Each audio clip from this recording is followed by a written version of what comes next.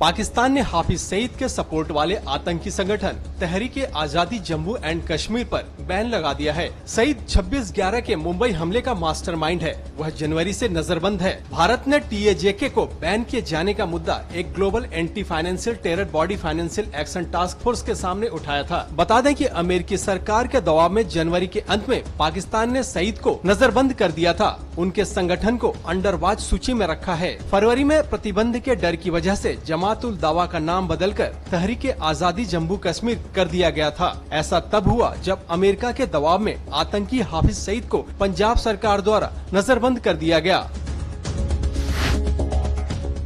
प्रधानमंत्री नरेंद्र मोदी के गुजरात दौरे का आज दूसरा दिन है। पीएम मोदी शुक्रवार को मोडासा में कई कार्यक्रमों में शामिल हुए और यहां वाटर सप्लाई स्कीम का उद्घाटन किया। पीएम मोदी गुजरात के मोडासा में पानी सप्लाई से जुड़ी योजनाओं का उद्घाटन करते हुए लोगों को संबोधित किया। पीएम ने कहा कि हमने पीएम फसल बीमा योजना के जरिए कम प्रीमियम में अधिक सुरक्षा सुनिश्चित की है। गुजरात के विकास मॉडल का जिक्र करते हुए पीएम ने कहा कि पूरे देश में गुजरात के विकास मॉडल की चर्चा इसलिए होती है क्योंकि हमारी सरकार ने कभी थोड़े वक्त के राजनीतिक स्वार्थ वाले लोगों की तरह काम नहीं किया।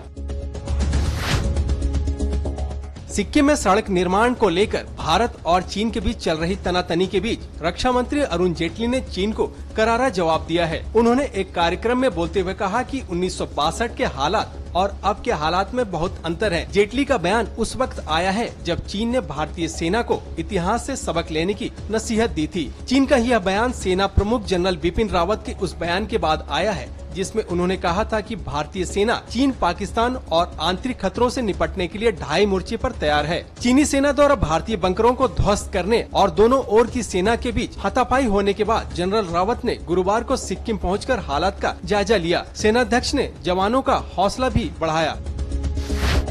पाकिस्तान ने सीज फायर का उल्लंघन कर शुक्रवार को कश्मीर के राजौरी जिला स्थित भारतीय पोस्ट व अन्य इलाकों को निशाना बनाया। हालांकि भारतीय सैनिकों की ओर से इस हमले का मुंहतोड़ जवाब दिया गया। इसके साथ ही इस माह पाकिस्तान की ओर से सीज फायर उल्लंघन की कुल घटनाओं की संख्या 23 हो गई है। रक्षा प्रवक्ता ने कहा, भिम्बर गली सेक्टर में LOC पर भारतीय सेना के पोस्ट को निशाना बनाकर सुबह 4:15 बजे सीज फायर का उल्लंघन किया गया। इससे पहले गुरुवार को पुंछ जिले में LOC के निकट पाकिस्तानी सेना की ओर से किए गए गोलीबारी में भारतीय सेना के 2 जवान घायल हो गए थे। आंध्र प्रदेश लोक सेवा आयोग ने रियो ओलंपिक 2016 में रजत पदक जीतने वाली महिला बैडमिंटन खिलाड़ी PV सिंधु के ग्रुप 1 अधिकारी के तौर पर नियुक्ति को हरी झंडी दे दी है। आधिकारिक सूत्रों ने बताया कि सिंधु को जल्द ही राजस्व प्रबंधन अधिकारी के पद का नियुक्ति पत्र मिलने वाला है। पिछले महीने विधायिका ने सिंधु को सरकार में ग्रुप 1 के अधिकारी के तौर पर नियुक्त करने के लिए एक बिल पास कर दिया था। लोक सेवा में किसी भी तरह की नियुक्ति के लिए व्यक्ति को APPSC चयन समिति या रोजगार कार्यालय के माध्यम से जाना पड़ता है, लेकिन सिंधु की नियुक्ति के लिए सरकार ने अपने 1994 के नियम में बदलाव किया है।